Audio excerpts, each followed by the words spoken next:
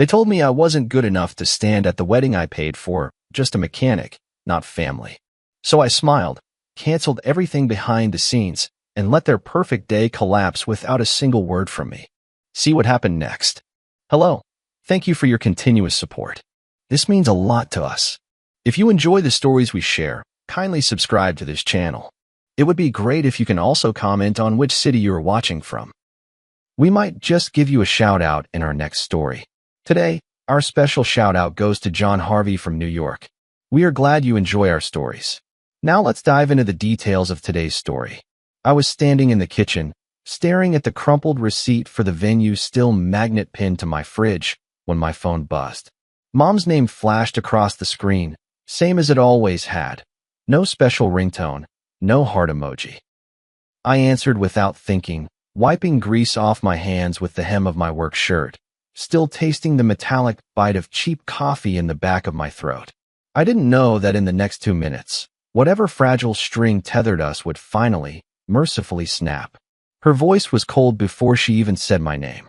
"You're not coming to the wedding," she told me, like she was reading a weather report. No build-up, no apology, just that.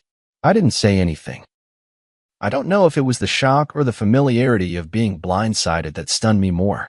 I stood there, letting the words sink in, feeling them pool at my feet like dirty water. "It's nothing personal," she added quickly, the way people do when they know they're lying. "Your brother's wife's family. They don't want a mechanic at the event." She said mechanic, like it was something shameful, like a bad smell you couldn't quite scrub out of the curtains. I should have been used to it. The way pride always came first.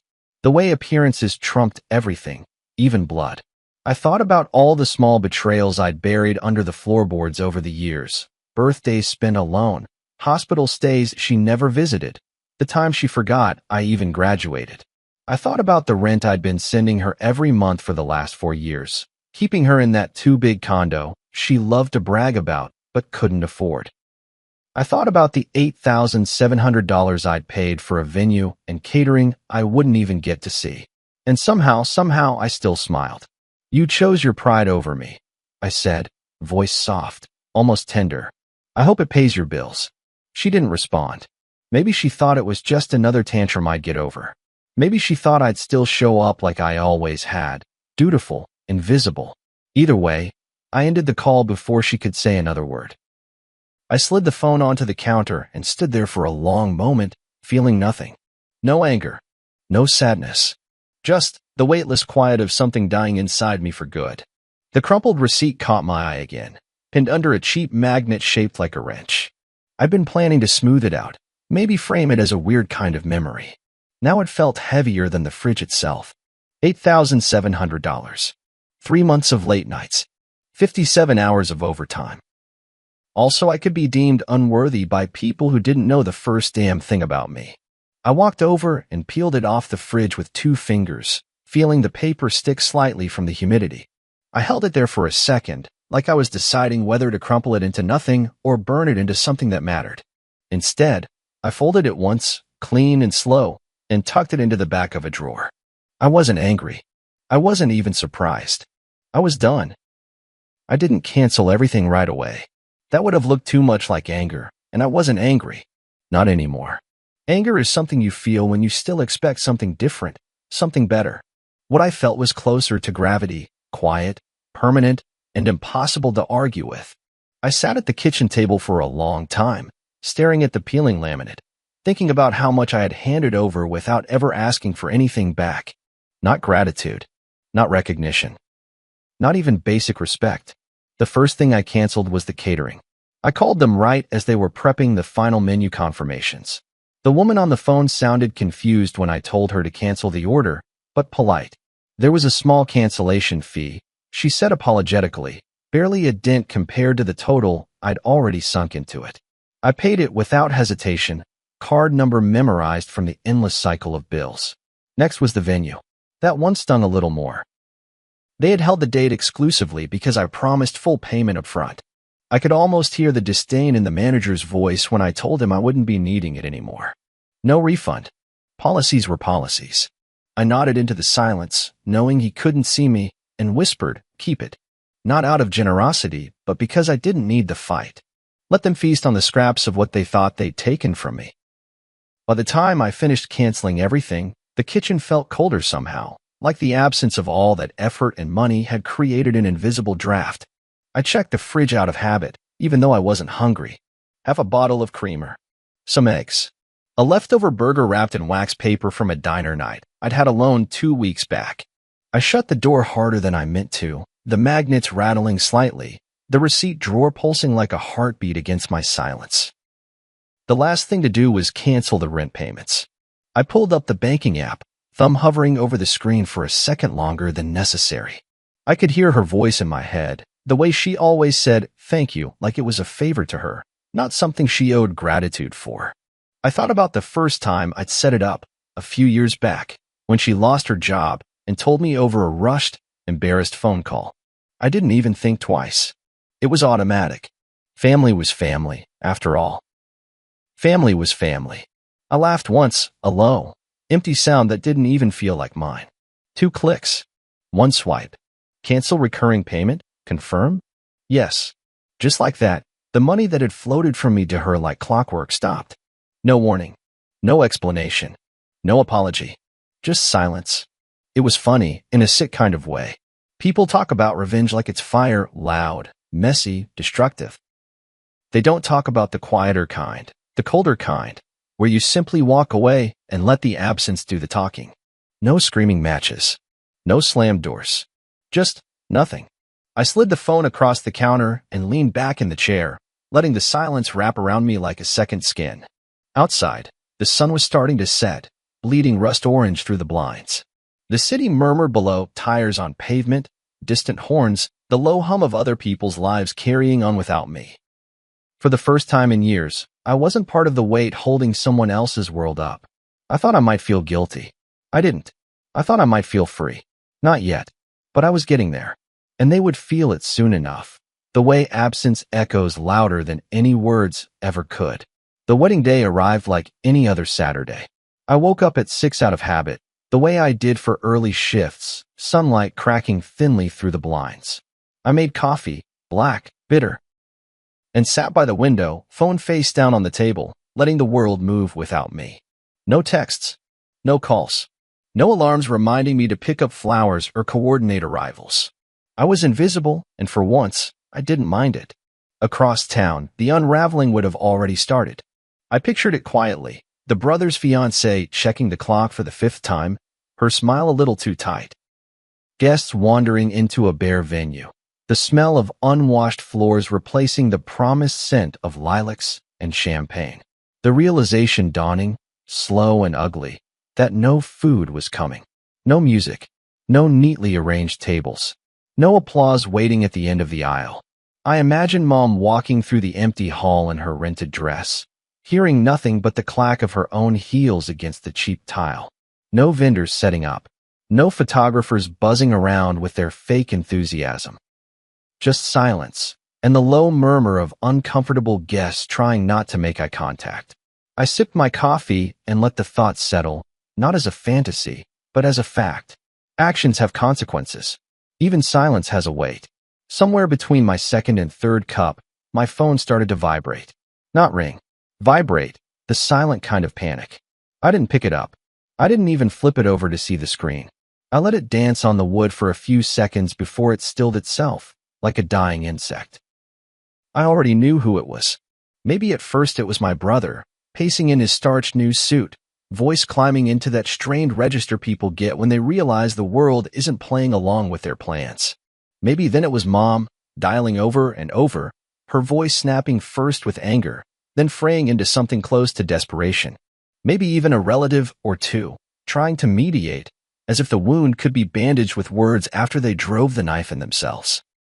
I stayed by the window, watching the world tilt toward noon, watching light fall across a cracked sidewalk, a pair of teenagers laughing too loudly, a woman walking a one-eyed dog. Ordinary things. Things that didn't demand loyalty or sacrifice or shame. The calls kept coming in bursts, moments of silence, then a flood of missed connections. I didn't answer a single one. I made eggs. I took a shower. I opened a beer before noon because today, there were no obligations to be good, or polite, or salvageable. Somewhere between the third and fourth missed call, I realized something. They weren't calling because they missed me. They weren't calling because they realized they'd hurt me. They were calling because their house of cards had fallen, and they needed someone to blame. Maybe Mom would cry to the guests, spinning stories about a last-minute emergency no one believed. Maybe the brothers-in-laws would smirk behind thinly veiled politeness, reassessing the family they'd just shackled themselves to. Maybe photos would be taken anyway, grim faces staged under too bright lights, proof that the event happened even if the celebration didn't. It wasn't my problem. The receipt drawer thumped quietly when I closed it that morning. A sound so small you'd miss it if you weren't listening for it. But I heard it, felt it all the way down. That crumpled slip of paper, $8,700 and a lifetime of unconditional love attached, still lived there. Heavy, unapologetic, untouched. I didn't dress up. I didn't drive across town to see the wreckage. I didn't need to. Some losses you can feel in your bones even from miles away. I stayed home and lived my day. And somewhere in the middle of their perfect disaster, maybe they finally noticed my absence wasn't anger. It was final. The first of the month came like it always did. Steady, unfeeling, inevitable. Bills didn't care about weddings or regrets. Neither did landlords.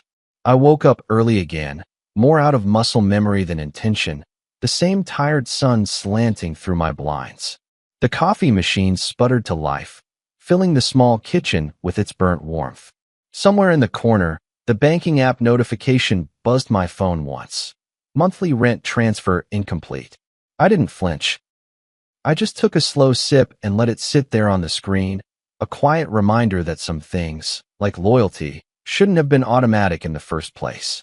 I imagined her waking up around the same time, stepping barefoot across the cold tile of the condo I'd kept her in. Maybe she padded over to the kitchen, expecting coffee already brewing because that's what people like her did, expected things to appear, assumed the world would bend itself around their needs. Maybe she opened her rent app next, smiling lazily at the thought of the automatic transfer. Maybe that's when her stomach dropped. Rent pending. Balance overdue. I pictured the confusion sharpening into fear, then into anger. She'd probably call first, of course. Maybe leave a voicemail, the tone somewhere between clipped and pitiful, demanding an explanation. Must be a glitch, she'd tell herself at first. Just a mistake. Because the alternative that I had finally stopped would be too ugly to face before breakfast. But technology doesn't lie. Neither did I. Another buzz, voicemail from Mom. I didn't listen to it. I just watched the notification dissolve into nothing. By noon, I figured she would be scrambling. Maybe a call to the landlord, asking for an extension she couldn't afford. Maybe a desperate text to my brother, who would read it, frown, and then look the other way. His wife's family didn't marry into this mess to subsidize it. Appearances only stretched so far when the bills started stacking like bricks around your ankles. The eviction wouldn't come immediately. These things took time. Notices pinned crookedly to doors. Pink slips curled under windshield wipers. Polite but firm calls from property managers who had no interest in family drama, only unpaid balances. Still, the clock had started ticking. The thing about rent, about survival, is that it doesn't care about pride. Pride doesn't keep a roof over your head. Pride doesn't pay the electric bill. Pride doesn't stock the fridge. I thought about texting her, just once. A simple line, love doesn't pay the rent either. But I didn't. Silence had become my sharpest weapon, and it was working better than anything words could. Outside, life moved on without fanfare. Kids played hopscotch on the cracked sidewalks. A woman walked her dog across the street, pausing to adjust its tiny raincoat. Delivery trucks rumbled down the road, indifferent to the tiny implosions happening behind closed doors. I leaned back in my chair, stretching until my spine popped, feeling lighter than I had in months. The first of the month used to be a day that tightened my chest, tied knots in my stomach, another reminder of the debt I had to pay just to stay accepted. Now it was just another day. Just coffee and weather and the soft sound of freedom slipping under the door. It wasn't anger anymore. It wasn't revenge. It was relief. The voicemails started stacking up within days, piling like trash no one bothered to take out. I never opened them. I didn't need to. The subject line said enough. Please call me. I don't understand. We need to talk. At first, the messages came tight and clipped, the voice of a woman still convinced she could fix things with the right tone, the right leverage. Maybe she thought if she just used the right combination of shame and guilt, I'd fold the way I always had. Maybe she thought the weight of old loyalty would be heavier than the lightness of finally being free. She was wrong. Then the text shifted. Short, broken things. Why are you doing this to me? After everything I've done for you. Family doesn't abandon family. I sat at the kitchen table, sipping my coffee, watching each new message slide across the screen like a slow-moving parade of delusion. There was no apology, no admission, no real understanding. Only the stunned confusion of someone looking into a mirror and not recognizing the broken thing staring back. She had spent so long sculpting the world around her pride that she couldn't comprehend a reality where I simply wasn't playing along anymore. In her mind, love was a transaction. You gave when it was convenient, when it bought you something, appearances, control, pity. But real loyalty, real love, that was invisible to her, disposable. And now, facing the emptiness she'd created, she scrambled like a woman trying to build a boat out of matchsticks while the tide was already pulling her under. A few days later, a different number flashed across the screen. My brother. For a second, no more than a heartbeat, a part of me almost reached for the phone. Not because I missed him, not because I believed he'd changed, but because somewhere, buried under the wreckage, a younger version of myself still ached for family. But I didn't pick up, because family, real family, doesn't need to be bought or begged for. It shows up. It stays. It chooses you when it would be easier not to. They hadn't chosen me. And now, I wasn't choosing them. I deleted the voicemail without listening to it. A clean slice. No drama. No half measures. That night, as the city hummed outside my window, I realized something that tightened both my throat and my heart. They weren't reaching out to heal anything. They were reaching out to pull me back under, to rewind the clock, to pretend none of it happened so they could keep taking without giving. But the clock doesn't rewind, and ghosts don't resurrect. I let the silence grow. Let it stretch between us like a canyon carved out by every small betrayal, every missed birthday, every invisible sacrifice. I let them sit in the wreckage they built with their own hands. Because sometimes, the kindest thing you can do is hand someone a mirror. And sometimes, the kindest thing you can do is let them see themselves, even if it tears them apart. The receipt stayed pinned to my fridge. It had curled slightly at the edges now, the paper going soft and yellow at the corners like something ancient and fragile. Every time I opened the fridge for a beer or some leftovers, it fluttered just a little, whispering its quiet weight into the room. I could have thrown it away. Could have crumpled it into a ball and fed it to the trash like all the empty promises they used to sell me. But I didn't. It wasn't a symbol of bitterness. It wasn't even a reminder of them anymore. It was proof, physical, undeniable proof, that I could love people with everything I had, and they could still decide it wasn't enough. It was a marker of the line I'd finally drawn, not out of spite, but out of survival. Out of finally remembering that loyalty without dignity isn't loyalty. It's slavery. The voicemail stopped after a few weeks. The text dried up, too. No apologies ever came. No grand gestures. Just silence. Thick and heavy at first, then lighter and lighter, until it was like breathing for the first time without a hand pressed against my chest. Freedom is quiet like that. Not a shout. A sigh. The rent never restarted. The bank app stayed blissfully still. And whatever condo she had clung to, whatever story she had spun to save face, none of it mattered to me anymore. She wasn't my responsibility. Neither was he. Blood doesn't entitle you to someone's soul. It doesn't earn you a seat at their table when you've spent years kicking the legs out from under it. Some nights I still thought about them, but not in the way I used to. Not that aching need for them to see me, to choose me, to finally be proud. No. Now it was like remembering a dream you were once trapped inside. Vivid at the time, but fading fast once the sun comes up. I made new habits. Small ones at first. Leaving my phone on Do Not Disturb all day without guilt. Picking up extra shifts when I wanted to, not because I had to fund someone else's life. Driving out to the lake on Sundays just to sit in the quiet. No expectations waiting for me when I came back. I built a life no one could take credit for but me. Sometimes people ask what revenge looks like. They expect fire, screaming, grand scenes of retribution. But real revenge, the kind that sinks in and never lets go, is this: living better, living freer, living untouched by the wreckage they tried to leave you buried under. And when I walk past the fridge, sometimes I tap the corner of that old receipt with 2 fingers, a small, private salute to the boy who didn't know better and the man who finally did. The rent was due. The love was due. And now, so was the peace. I chose myself. And for the first time in my life, I didn't owe anyone a damn thing. If you've ever been the one who gave too much, stayed too long, or forgave too easily, this story is for you. Subscribe for more true emotional revenge stories that heal the soul. See you soon in the next one.